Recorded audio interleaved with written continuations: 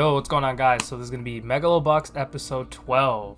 We are finally at the pinnacle moment of the season where we're about to see Joe versus Mac. It's been a long time coming for the second half of the season. There's been a lot of build-up for it. There's been a lot of characterization for both Mac, and I'm sure during the match as well, we're going to get even more characterization. The scientist Sakuma is still, as shitty as ever. He's still plotting. He's still prioritizing his company's gains over everything else. And so while all that's going on in the background, Joe is preparing for this fight while at the same time making up with Team Nowhere and, regaining those friendships that he once lost. And, after this fight's done, hopefully him and Sachio, are normal again and have a pretty stable relationship. So here's hoping, and let's go.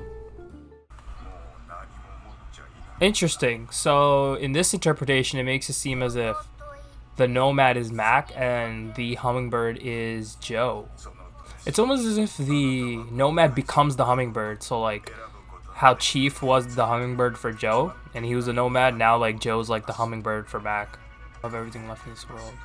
Yeah, that makes sense because Mac's soul is also dying. I mean, he's literally dying. Slowly but surely. What is he doing? Doesn't he know he has a fight coming soon? I mean, he knows, obviously, but he's clearly off the shits right now. And I wonder if it's going to affect his performance. I mean, I'm sure his performance is going to be affected in some way during the fight. Hero, my eye. Literally just passed out in an alley. That's crazy. What? Oh, so he's basically saying there's no way he can, like, don't go throwing any punches? What? So he's not, like, gonna punch him? That's a little weird, Yuri. But I guess it does make sense, because, like, hitting him does activate Mac time, right? So you don't want to do that. When he's in his normal state, like, that he's beatable. But activating Mac time, you're just gonna lose. It's so good to just see Yuri, Aragaki, Joe, and this Team Nowhere just like, normal again. Oh, you like the little touch where the Hummingbird is on the gear, and then this is Chief's gear. So it's like what I was saying before, how the Nomad becomes the Hummingbird. It's like you're passing down this gear with the Hummingbird on it, and it keeps getting passed down from Chief to Joe, and that's what's happening right now. Yo, look at my boy Sachio, bro, helping out with the Joe. Yeah. Oh my god, is that his brain? Oh, that shit is down bad. He's literally just gonna like die in the ring. What the hell? Dude, she's gotta do something. Just like have a human heart. Man, fuck you, man. Screw this guy. I hope she like betrays him. Literally shitting on your professor. I mean, although your professor did shit on you last 2 episodes ago, but still. The wife probably feels like shit for, pretty much like having to make the decision that led to this like reality of their lives. Damn. So this is a flashback to right after the surgery, right after the implanting of the chip in his brain. So much Hummingbird imagery, like literally everywhere. Damn, yo, he drank all that? Oh, dude, he's gonna beat him up. Dude. Guys, you know what time it is. It's fucking Mac time. Oh, God. Is this one of, like, the fighters or something? Oh. His partner? What? Like a sparring partner or something? You guys see the way his beard is growing? It makes him look like even more beast-like. Kind of looks like Wolverine in a sense, but he really is like turning into more of an animal.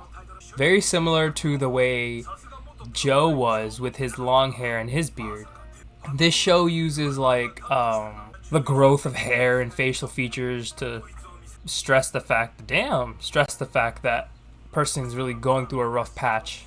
Oh, he was a police officer. Okay. Mock Rosario. I did not know that. Oh, interesting. So we're getting his whole backstory. So he came as an immigrant here, and okay, you can't fucking do that. He got eliminated probably from that match. Oh, so that's his wife that he met. Okay. Okay, so he applied to become a police officer. Then he started fighting more. Got a family, built a whole thing, and then his. Oh wow. You see how I said we were gonna get more Mac characterization? This is happening right now. I fucking love it. This is so good. This show is so good, dude. Okay, so this is the incident in question where he was saving kids in a burning building. Oh, but that incident caused his issue. So I guess like too much smoke got in his head or something, or burns or something, and that caused him to lose cognitive function, and then the chip was implanted, and the rest is history.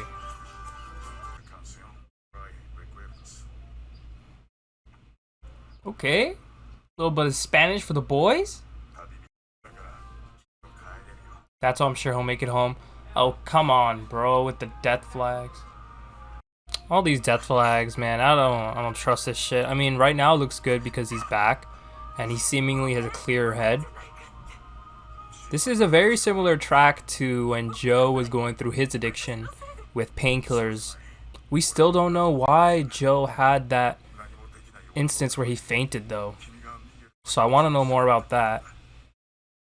But it's good to see that Mac understands why what happened had to happen, and how serious and tough the decision that his wife made was.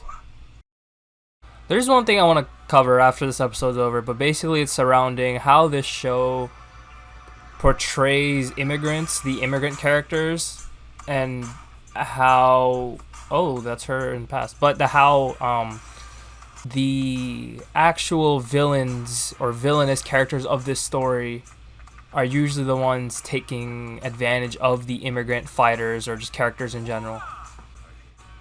I'm not actually back. I came here to tell you that I'm going to fight Joe. Let's go! It's Mac time! Oh, this guy's so trash. Now that he got everything he wanted out of him, now he's just throwing him away.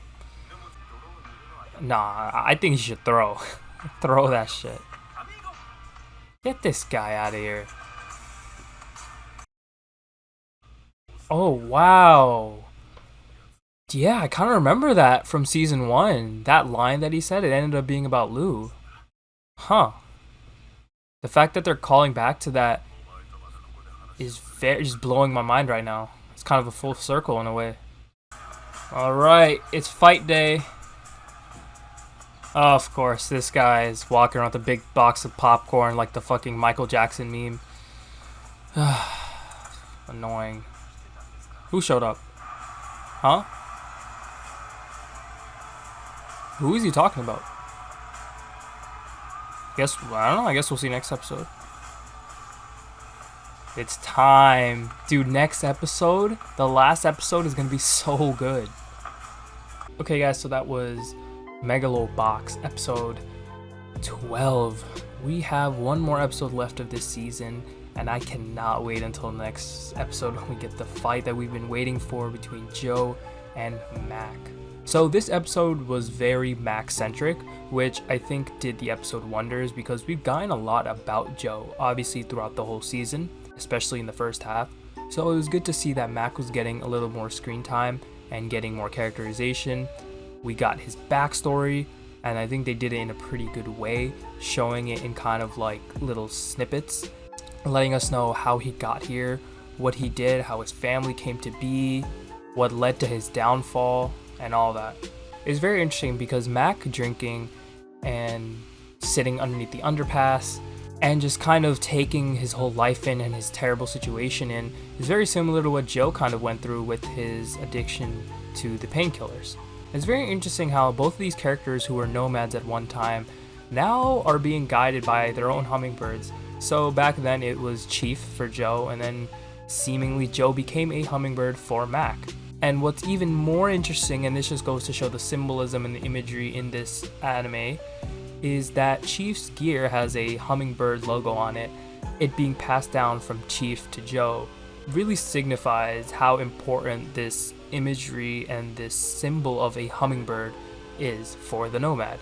Another creative liberty that this anime definitely takes is making sure to show that the growth of facial hair and facial features and looking kind of rough on the edges coincides with the downfall of a character until they eventually get back up to where they need to be.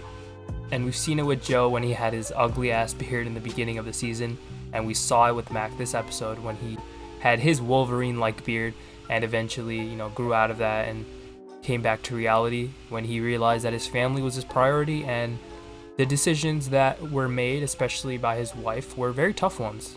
One thing I want to mention is that the way this show portrays immigrants, which is like Joe or Chief or that community or Mac, is that as a result of the society they live in and the conditions that they have to go through and deal with, they undergo a lot of mental stress. And although they might seem villainous at times, or some of them might have some antagonistic characteristics, they're not ultimately bad people, but more so a product of their environment. And so the true villains of this season, or this show in general, have been shown to be, corporate overlords or the people in power. And in season 1, we kind of saw that as in Yukiko. And this season, we see it in the first half as those guys that wanted to take over the community, and this second half of the season we're seeing it in Sakuma. And so this is a theme that's been going on in this show for a very long time, so I appreciate the consistency that this show has in portraying immigrants and people of darker complexion such as Mac and Joe. So we're finally here. There is no time left until the fight because it's about to start next episode, which will be the last episode of the season. As far as predictions go, I think Mac is going to lose. I think he has to lose. But I think he has to lose in a tasteful way. I think he's either going to lose or it's going to be a draw, to be honest. But I think he has to lose in a very tasteful way. I don't want him to die. I really don't. I want him to actually get his redemption, and I want Sakuma to be driven into the ground. As far as Sakuma goes, I don't know who he was talking to at the end of that episode. He said, "Oh, you finally showed up." So one can only contemplate and who that is. So we'll find that out next episode, I'm assuming. But yeah, it was a great episode of Megalobox. Next episode is gonna basically show us all that we need to know. Everything's been culminating up to this point, and we're about to see the payoff next week. So if you guys enjoyed this episode of Megalobox, be sure to leave me a like and let me know what you guys thought about this week's episode as well down below in the comments. Don't forget to subscribe. I'll catch you guys next week on the last episode. Peace.